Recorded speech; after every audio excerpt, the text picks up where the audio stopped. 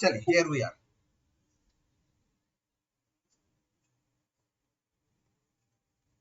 रिया ये कौन सा टाइम हो रहा है बेटा आने का, एक बात बताओ मुझे आप। ग्रुप 15।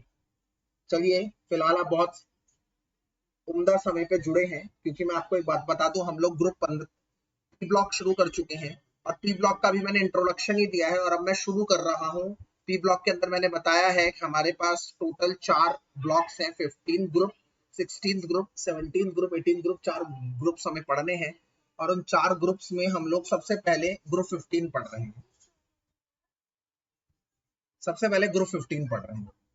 अब ग्रुप 15 में सबसे पहले आपको एलिमेंट्स के नाम पता होने चाहिए। तो ग्रुप 15 में जो एलिमेंट्स हैं वो है सबसे पहला नाइट्रोजन N, उसके बाद है P मतलब फॉस्फोरस,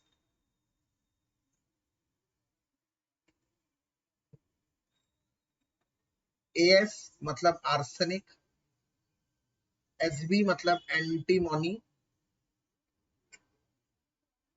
और BI मतलब बिस्मथ। ये एलिमेंट्स। सबसे पहले आपको किसी भी ग्रुप में एलिमेंट्स के नाम पता होने चाहिए। अब मैं ग्रुप 15 की अगर कॉन्फ़िगरेशन बताता हूं तो क्या है ग्रुप 15 की कॉन्फ़िगरेशन, क्या दिख रही है आप लोगों को? यस। और उस NP3 से पहले कौन भरा है? NS2। NP3 तक पहुंचेगा तो तभी तक ना, जब तक NS को पार करेगा, S ब्लॉक में पहले जाएगा। तो इसका मतलब इनकी कॉन्फ़िगरेशन हुई NS2NP3। मतलब नाइट्रोजन सेकंड पीरियड में है तो नाइट्रोजन सेकंड पीरियड में है तो n की वैल्यू 2 होगी। जो पीरियड होता है ना बेटा, ये n वो होता है पीरियड, प्रिंसिपल क्वांटम नंबर। तो नाइट्रोजन की कॉन्फ़िगरेशन हुई 2s2 2p3। फास्फोरस की थर्ड पीरियड है तो 3s2 3p3। और कॉन्फ़िगरेशन जो है NS2NP3 होगी, ये NS2NP3 कॉन्फ़िगरेशन होगी ग्रुप 15 की। कैसे पता लगी? यहां से चेक करिए, ये ग्रुप 15 है, ये ग्रुप 15 है NP3। पर NP3 तक पहुंचने तक पहले हमें NS को पार करना पड़ा, तो NS में 2 इलेक्ट्रॉन गए, उसके बाद NP में आया, तो NS2NP3 इसकी कॉन्फ़िगरेशन। तो अगर मैं सेकंड पीरियड की बात करूं तो आप देख रहे हैं सेकंड पीरियड में पहले 2s2 आएगा। सबसे पहले यहां भरेगा 2s2। मैं एक दूसरे कलर का पेन लेता हूं, एक काम करता हूं, लेट मी टेक ये। सबसे पहले यहां आएगा 2s1, यहां आएगा 2s2, फिर यहां आएगा 2p1 2p2 2p3। तो इसका मतलब 2p3 से पहले 2s2 पूरा भरा, तो इसलिए नाइट्रोजन की कॉन्फ़िगरेशन हुई 2s2 2p3। इसी तरह से जब मैं थर्ड पीरियड में जाऊंगा, फर्स्ट पीरियड में सिर्फ हाइड्रोजन होता है, उसकी बात मैंने करी ही नहीं। जब मैं थर्ड पीरियड में जाऊंगा तो पहले 3s1 आया, ये देखिए 3s1, जो मेरा ब्लू पेन चेक करिए, ये 3s2। इसके बाद 3p1 3p2 3p3। तो इसका मतलब कॉन्फ़िगरेशन हुई 3s2 3p3। उसकी थी 2s2 2p3। अब इतनी मेहनत कर क्यों रहे हैं? क्योंकि अगले में कुछ ट्विस्ट है। क्या है वो ट्विस्ट?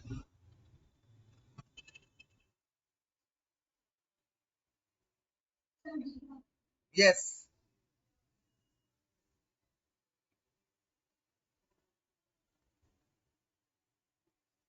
ट्विस्ट ये है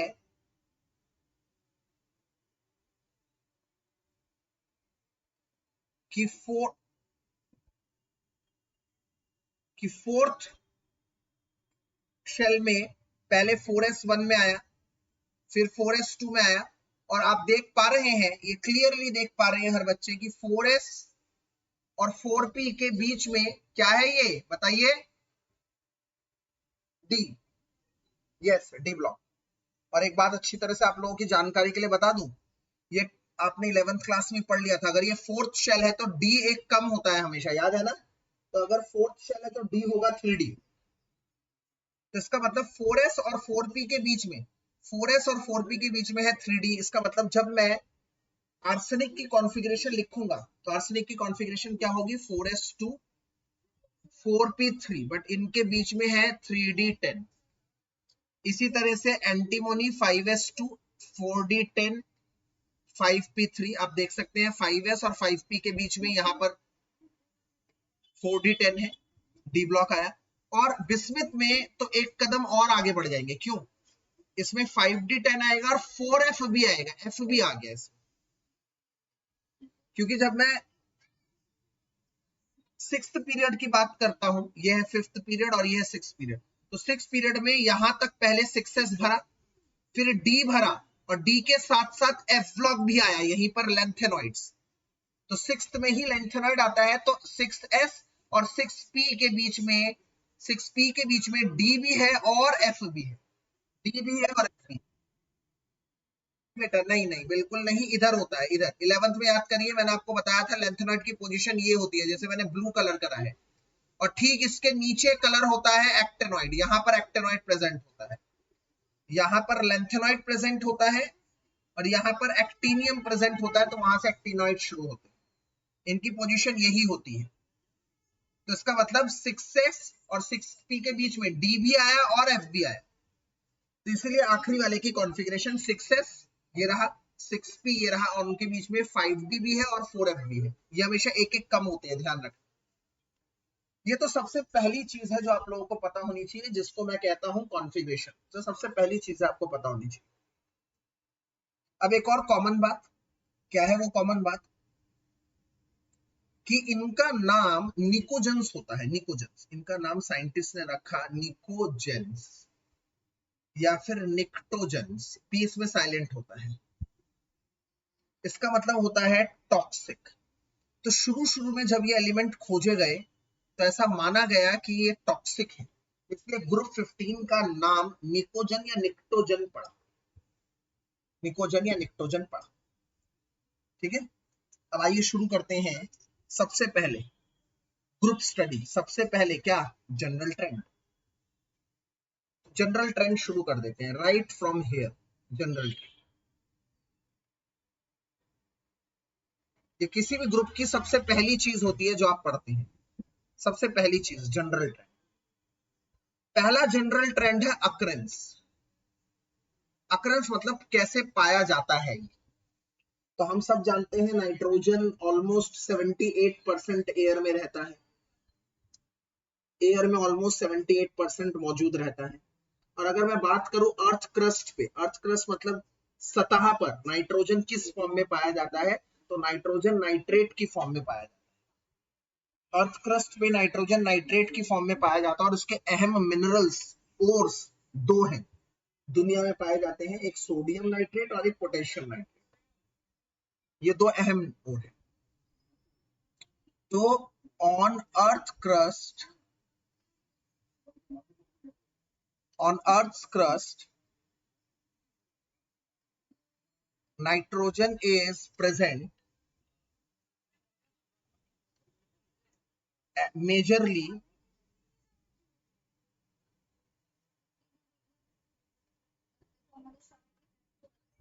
as nitrates, majorly as nitrates। और ये नाइट्रेट्स दो पाए जाते हैं, बेसिकली दो फेमस नाइट्रेट्स हैं, NaNO3 जिसे हम कहते हैं सोडियम नाइट्रेट, और सभी बच्चों की जानकारी के लिए बता दूं, इसे हम चाइल सॉल्टपीटर कहते हैं, इसका कॉमन नेम है चाइल सॉल्टपीटर। चाइल वो देश है जहां पर ये पाया जाता है, इसे चाइल सॉल्टपीटर कहते हैं। और दूसरा है फेमस इसका और KNO3 पोटेशियम नाइट्रेट, और बच्चे इसको हम कहते हैं इंडियन सॉल्टपीटर। तो ये बहुत इंपॉर्टेंट MCQ का क्वेश्चन बनता है, बहुत इंपॉर्टेंट MCQ का क्वेश्चन, समझ रहे हैं मेरी बात, बहुत इंपॉर्टेंट MCQ का एक क्वेश्चन बनता है ये।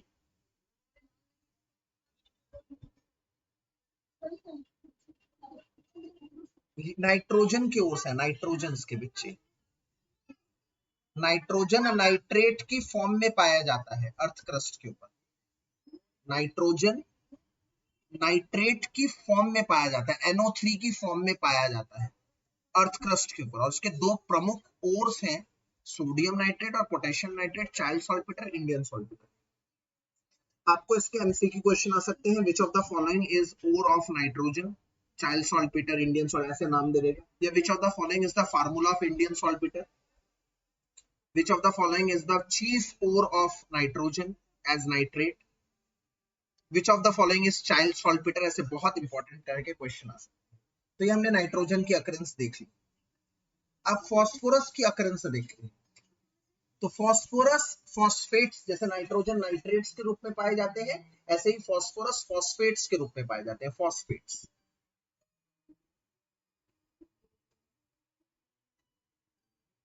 फॉस्फोरस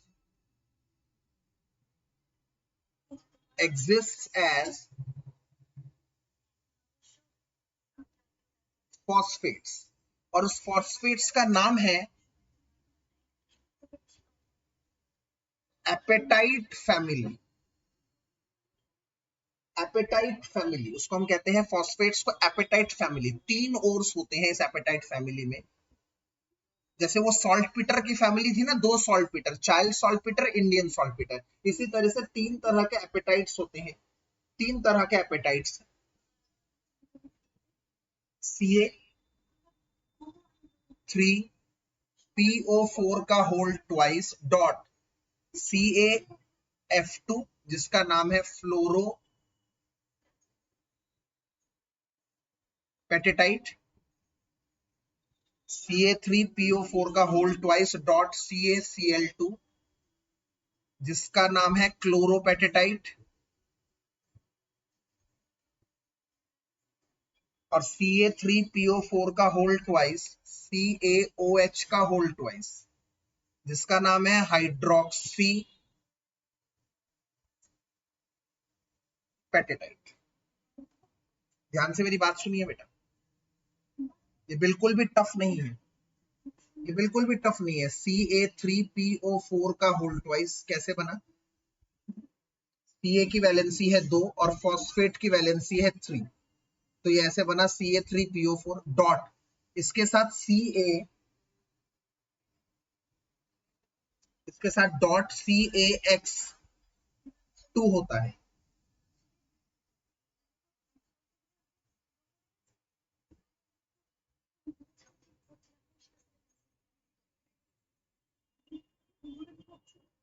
X की जगह फ्लोरीन हो सकता है तो फ्लोरोपेटेटाइट होगा, X की जगह क्लोरीन होगा तो क्लोरोपेटेटाइट होगा, X की जगह OH होगा तो हाइड्रोक्सीपेटेटाइट होगा।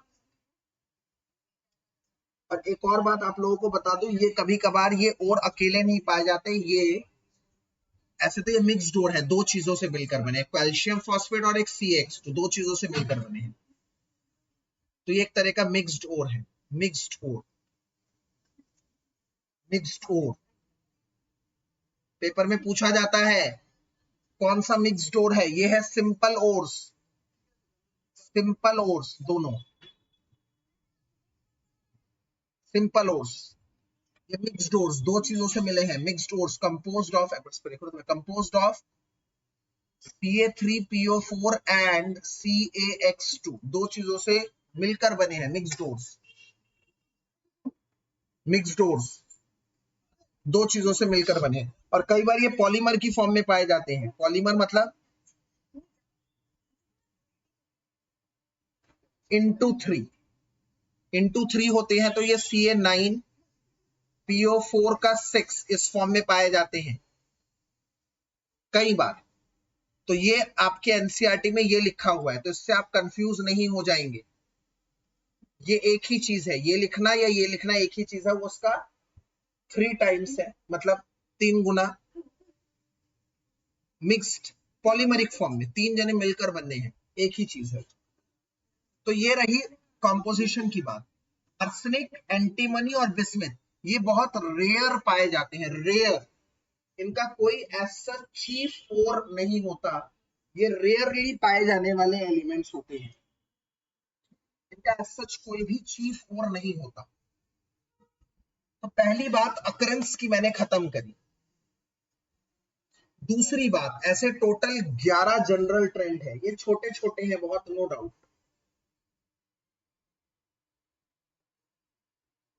दूसरा क्या है? हाँ जी बेटा बताइए। कहा?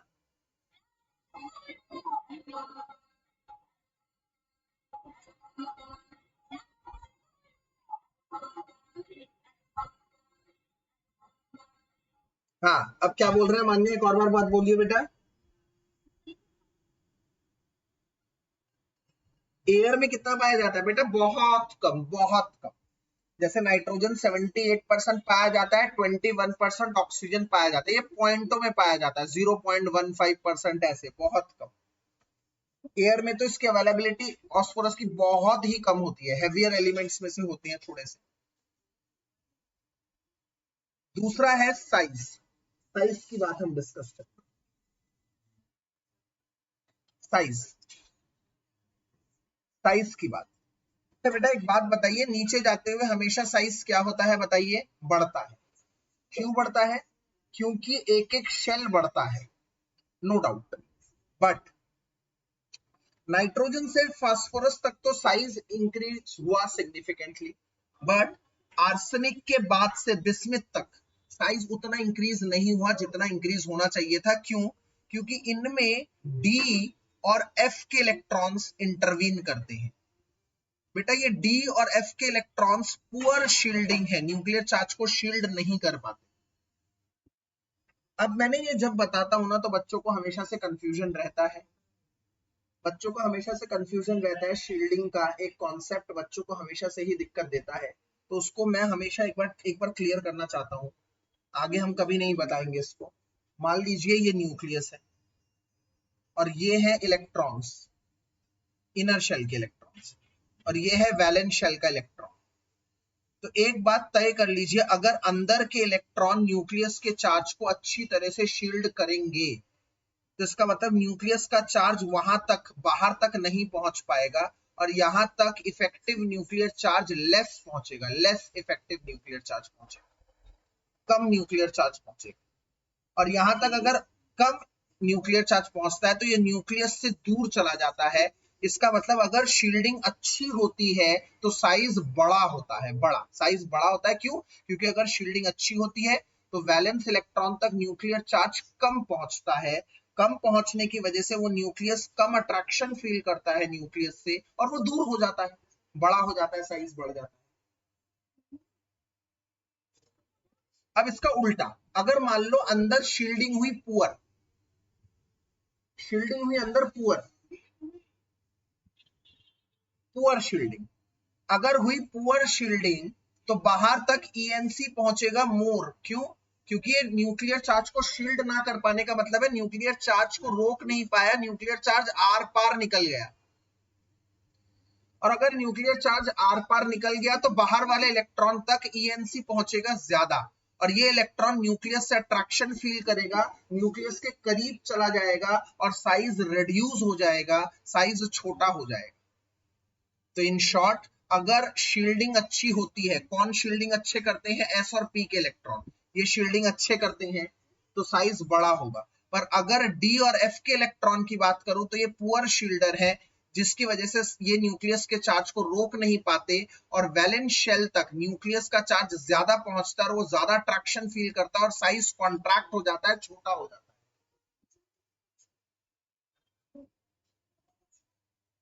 तो इसका मतलब एक बात तय है, अगर आप ध्यान से देखो, नाइट्रोजन से फास्फोरस में साइज में इंक्रीमेंट हुआ क्योंकि एक शेल बढ़ा। आर्सेनिक के बाद बिस्मिथ में भी हर एक बार शेल बढ़ा, बट पुअर शील्डिंग भी हुई कहीं ना कहीं डी और एफ के इलेक्ट्रॉन की वजह से, तो साइज उतना नहीं बढ़ा जितना बढ़ना चाहिए था। तो क्या लिख रहा हूं साइज के अंदर देखिए, on moving down the group,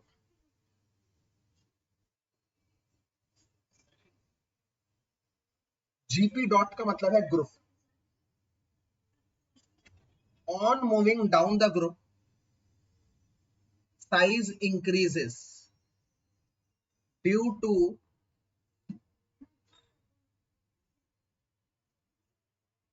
the addition of extra shell, due to the addition of extra shell, due to the addition of extra shell, हर साथ शेल बढ़ रहा, but this increase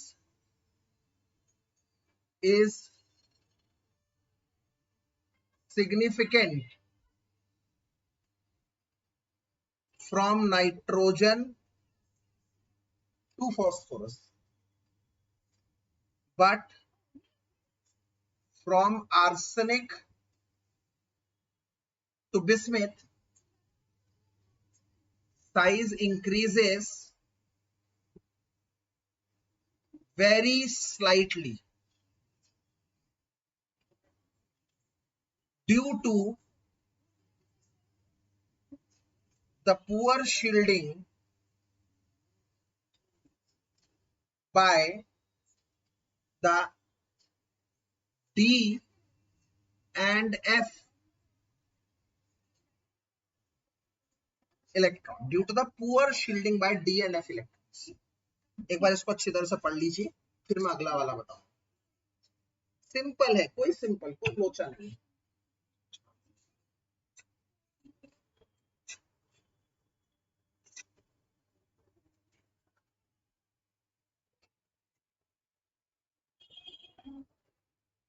नीचे जाते हुए साइज हमेशा बढ़ता है क्योंकि शेल बढ़ता है. नाइट्रोजन से फास्फोरस साइज बहुत ज्यादा पड़ा. एक सेकंड बेटा, एक बार मैं दोबारा बता दूं.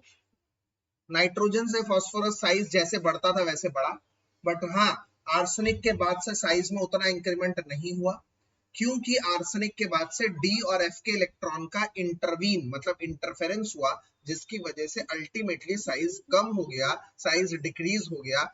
साइज उतना नहीं बढ़ा, सॉरी, साइज उतना इंक्रीज नहीं हुआ, सॉरी मैंने गलती से डिक्रीज बोल दिया. साइज बढ़ा बट उतना अच्छी तरह से नहीं बढ़ा, उतना सिग्निफिकेंटली नहीं बढ़ा. डी और एफ के इलेक्ट्रॉन के इंटरवीन की वजह से, इंटरफेरेंस की वजह से, जो पुअर शील्डिंग करते हैं. अब बताइए.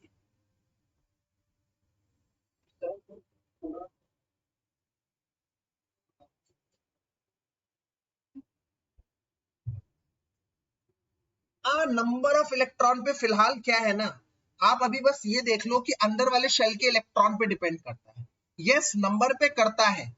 ये नंबर पे कैसे करता है वो हम डी ब्लॉक चैप्टर जब पढ़ेंगे ना, तब उसमें ज्यादा बेहतर ढंग से पढ़ेंगे. फिलहाल के लिए आपको इतना समझ लेना चाहिए कि डी हो चाहे एफ, चाहे वो डी हो चाहे एफ हो, वो पुअर शील्डिंग करते हैं. और ये 10 है और ये 14 है, जितने ज्यादा इलेक्ट्रॉन होंगे उतनी बेकार शील्डिंग होगी. इतनी बात समझ, ठीक है. अब ये कैसे काम करेगा वो हम जब डी और एफ ब्लॉक पढ़ाएंगे तब. फिलहाल के लिए आप समझ लो एस और पी, जो आपने 11th क्लास में पढ़ रखा था, ये दोनों अच्छे शील्डर हैं, और डी और एफ पुअर शील्डर है, जो चार्ज को बिल्कुल रोक नहीं पाते. ओके, अब अगले दौर पर चलते हैं.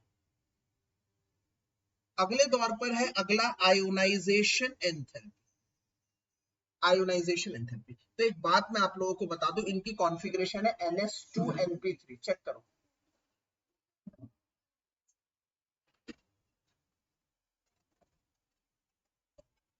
NS2NP3 कॉन्फ़िगरेशन को अगर मैं बताऊंगा ना NS2NP3, तो कैसे बनेगा NS2NP3. तो क्या चीज देख पा रहे हैं आप, बताइए क्या चीज नोट कर पा रहे हैं, कोई बता पाएगा मुझे?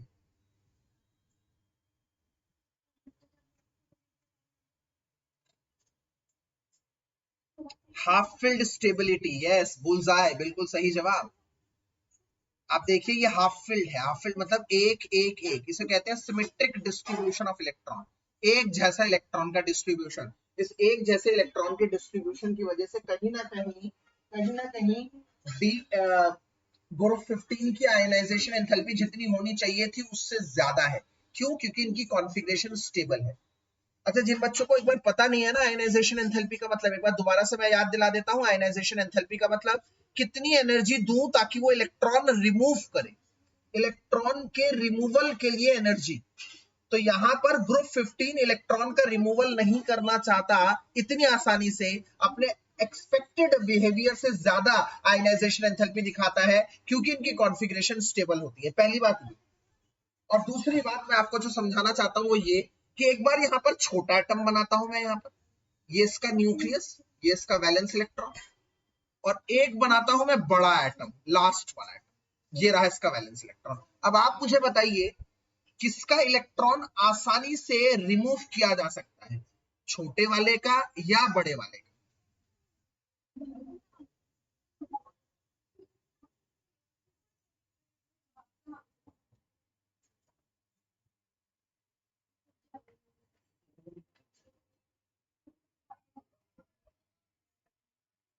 अच्छा, इसका कारण क्या है?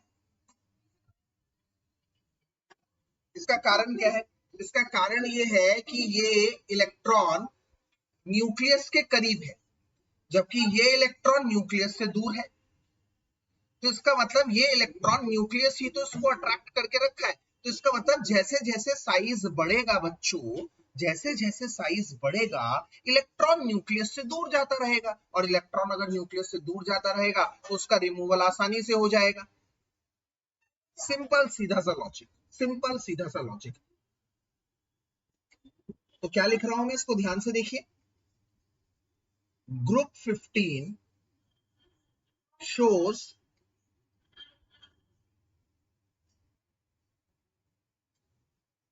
unexpected higher ionization enthalpy due to their stable half-filled p stability। अब क्या लिख रहा हूं देखो, on moving down the group,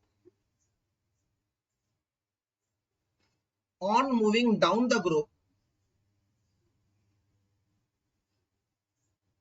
size increases, size बढ़ता है। On moving down the group size increases, size बढ़ता है।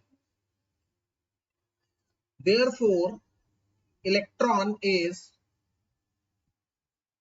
getting far from nucleus and easily be removed. So, ionization enthalpy decreases down the group। ये रहा तीसरा general trend खत्म। तीसरा general trend खत्म हो गया जनाब, ध्यान से देख लीजिए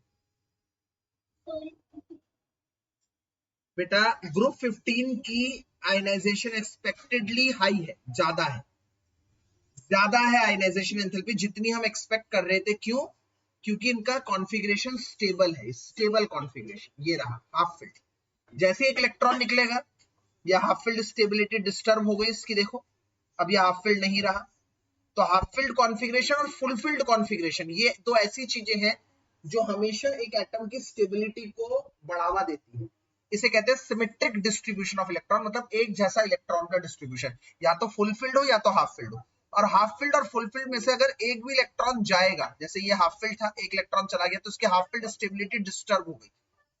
तो जो ये नहीं चाहता, इसलिए वो इलेक्ट्रॉन को रिमूव करना इतनी आसानी से नहीं चाहेगा। कोई भी ग्रुप 15 एलिमेंट, ये सबके लिए एप्लीकेबल है, क्योंकि सभी के पास हाफ फिल्ड पी स्पेशल है।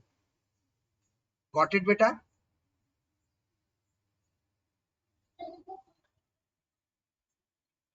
हाफ फिल्ड, कोई भी एलिमेंट ना बच्चे, जब वो हाफ फिल्ड होता है और फुल फिल्ड होता है तो वो स्टेबिलिटी की कैटेगरी में आ जाता है।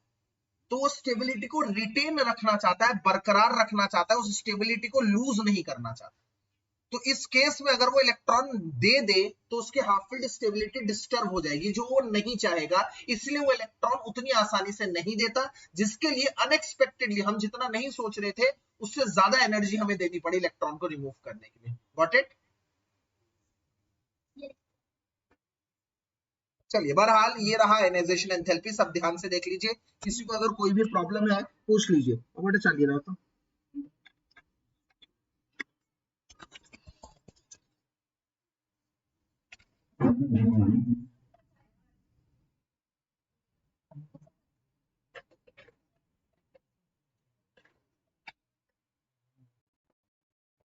Ionization enthalpy done.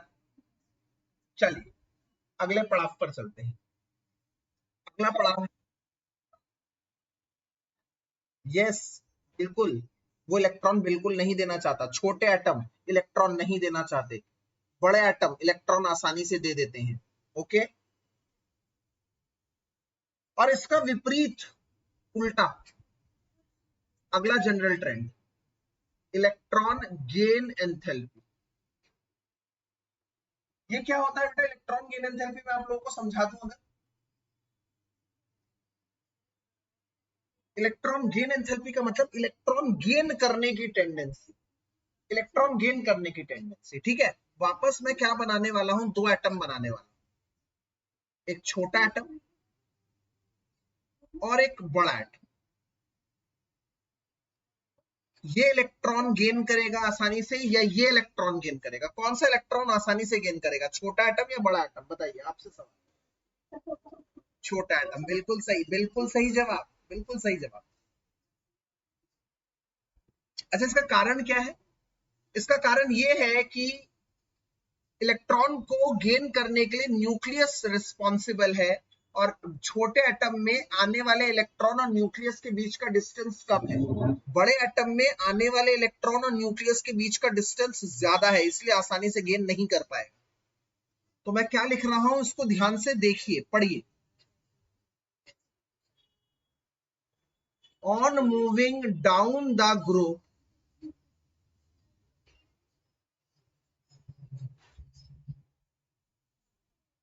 the tendency to lose electron, the tendency to lose, sorry, the tendency to gain electron decreases, कम हो रही है। नीचे जाते हुए इलेक्ट्रॉन गेन करने की टेंडेंसी डिक्रीज हो रही है। और moving down the group the tendency to gain electron decreases. Why? As the distance between the coming electron and the nucleus increases. Therefore, on moving down the group, electron gain enthalpy decreases. नीचे जाते हुए electron gain enthalpy decrease हो। इसका मतलब सबसे ज्यादा electron gain करने की टेंडेंसी नाइट्रोजन में है, उससे कम फास्फोरस में है। आर्सेनिक, एंटीमोनी, बिस्मिथ, इनमें तो इलेक्ट्रॉन गेन करने की टेंडेंसी है ही नहीं। ये तो एलिमेंट इतने बड़े हैं कि इसका उल्टा, ये बड़े वाले इलेक्ट्रॉन दे देते हैं। देखो, तो नीचे वाले बड़े एलिमेंट है जो इलेक्ट्रॉन लूज करेंगे, और ऊपर वाले छोटे एलिमेंट है जो इलेक्ट्रॉन गेन करेंगे। तो इन बातों को जोड़कर अगर मैं आपसे ये पूछूं, अब मैं आपसे ये पूछूं कि इनमें सबसे ज्यादा नॉन मेटेलिक कौन सा एलिमेंट होगा? सबसे ज्यादा नॉन मेटेलिक। अब ये बस इतना ध्यान रखिएगा, नॉन मेटल की property is associated with what? Non metal की प्रॉपर्टी इलेक्ट्रॉन गेन करना होता है या इलेक्ट्रॉन लूज करना होता है? बताइए। यस, नॉन मेटल का मतलब इलेक्ट्रॉन गेन करना, बिल्कुल ठीक बोला आपने। नॉन मेटल का मतलब इलेक्ट्रॉन गेन करना। तो कौन सा एलिमेंट सबसे ज्यादा इलेक्ट्रॉन आसानी से गेन करेगा? बताइए।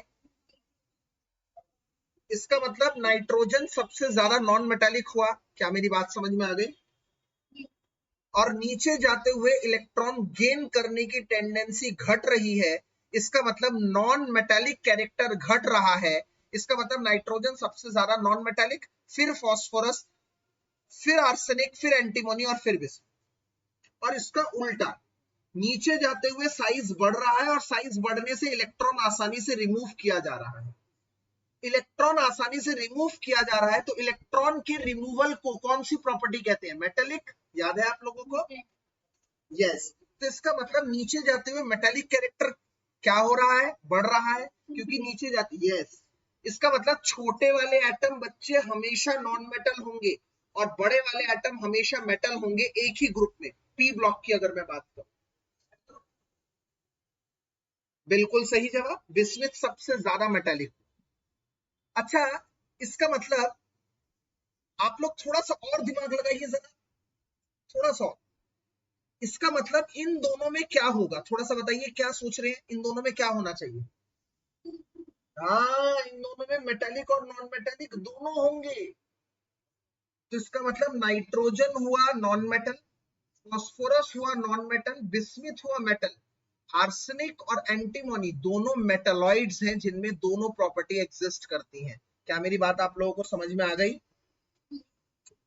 तो पांचवी प्रॉपर्टी मैं क्या लिख रहा हूं?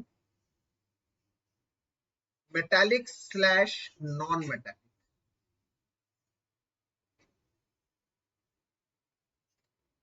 मेटालिक मतलब इलेक्ट्रॉन लूज करना, tendency to lose electron increases down the group. Tendency to lose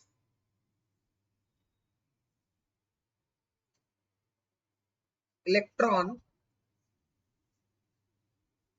increases down the group. Therefore, metallic property increases. Metallic property increase हो रही है, metallic property increases.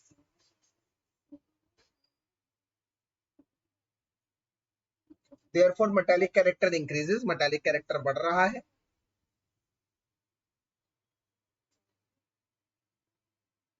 Bismuth is the most metallic element. अब non metallic के बारे में क्या है कहना मेरा? Non metallic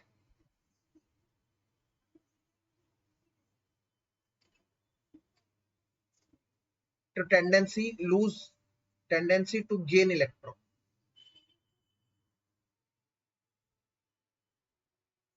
Tendency to gain electron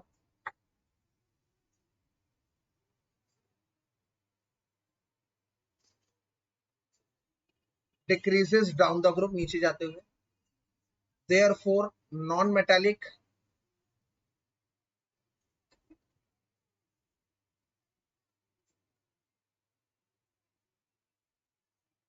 character decreases.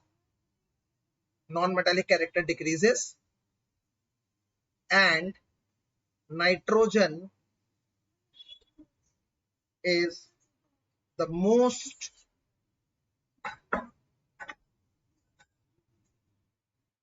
non-metallic element. ठीक है, और इन दोनों बातों को जोड़कर मैं ये लिख रहा हूं, नाइट्रोजन है नॉन मेटालिक,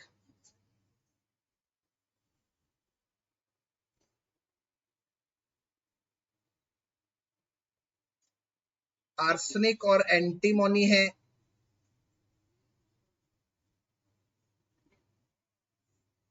मेटालॉइड, और बिस्मिथ है मेटालिक. एक मिनट अच्छी तरह से देख लीजिए इसको फटाफट.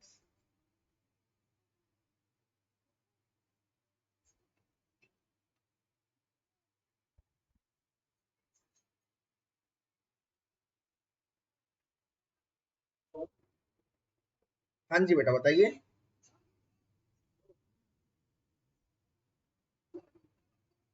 एक और बार बताइए थोड़ा तेज.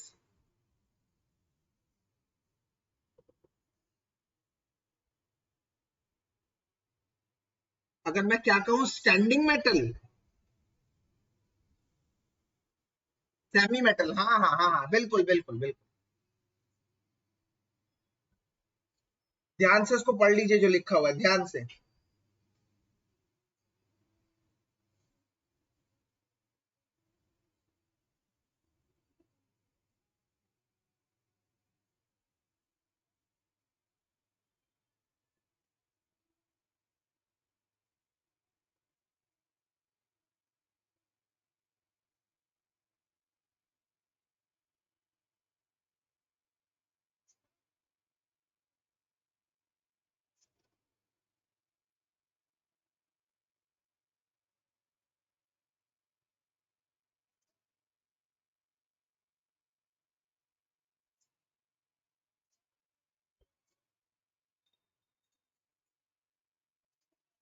अब एक और बात बस बेटा, इलेक्ट्रोनेगेटिविटी किससे जोड़ोगे तुम?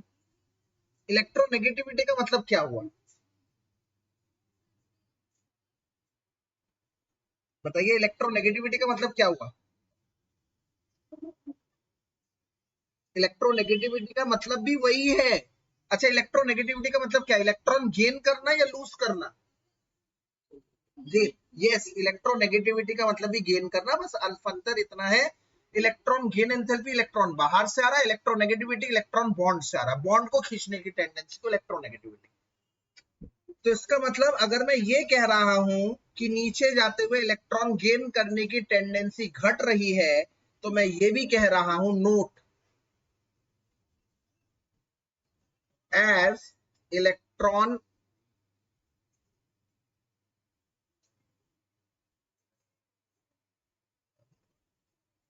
electron gain tendency decreases, as electron gain tendency decreases down the group, so electronegativity decreases, while on moving down the group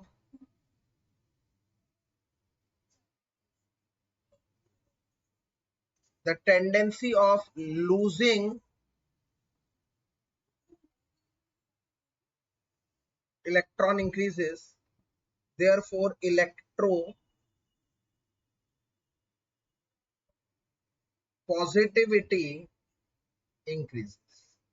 ठीक है, चलिए सम करते हैं क्या क्या पढ़ा फिलहाल हमने आज। हमने पहला पढ़ा साइज, साइज नीचे जाते हुए इंक्रीज, बढ़ता है। आयोनाइजेशन एंथैल्पी नीचे जाते हुए डिक्रीज, इलेक्ट्रॉन गेन एंथैल्पी नीचे जाते हुए डिक्रीज, इलेक्ट्रॉन गेन करने की टेंडेंसी डिक्रीज। अब इलेक्ट्रॉन गेन करने की टेंडेंसी डिक्रीज है तो इलेक्ट्रोनेगेटिविटी भी डिक्रीज होगी, इलेक्ट्रोनेगेटिविटी भी डिक्रीज होगी, और इलेक्ट्रॉन गेन करने की टेंडेंसी डिक्रीज हो रही है तो नॉन मेटालिक कैरेक्टर भी डिक्रीज हो। अच्छा, आयोनाइजेशन एंथैल्पी का मतलब है नीचे जाते हुए इलेक्ट्रॉन आसानी से रिमूव किया जा रहा है तो इलेक्ट्रोपॉजिटिविटी इंक्रीज, और इलेक्ट्रॉन आसानी से रिमूव किया जा रहा है तो मेटालिक कैरेक्टर इंक्रीज। ऊपर एरो का मतलब इंक्रीज, नीचे एरो का मतलब डिक्रीज। तो आज की पूरी क्लास का ये रहा जिस्ट। तो जैसे कि आप लोग देखिए, बहुत ज्यादा इसमें चीजें नहीं है, बहुत ज्यादा चीजें नहीं है इसमें, आप देख रहे हैं इजी इजी है, बहुत सिंपल सिंपल है, आराम से इजी गोइंग है। आप सोचिए, मैंने आपको कहा टोटल जस्ट 10 जनरल ट्रेंड है, 5 जनरल ट्रेंड हमने एक क्लास में निपटा दी, इतना बड़ा भी नहीं है चैप्टर, ये सब छोटे छोटे पार्ट है, सब छोटे छोटे पार्ट है। बस आप लोगों का कोऑपरेशन चाहिए इस चैप्टर को करते हुए कि आप लोग जितना रोज कराया जाए उसको रोज के रोज पढ़िए, बस और कुछ नहीं। So that's it for everyone. God bless. Take care. Bye for today. पर ये ध्यान रखिएगा, संडे मैंने सॉल्यूशन का टेस्ट रखा है।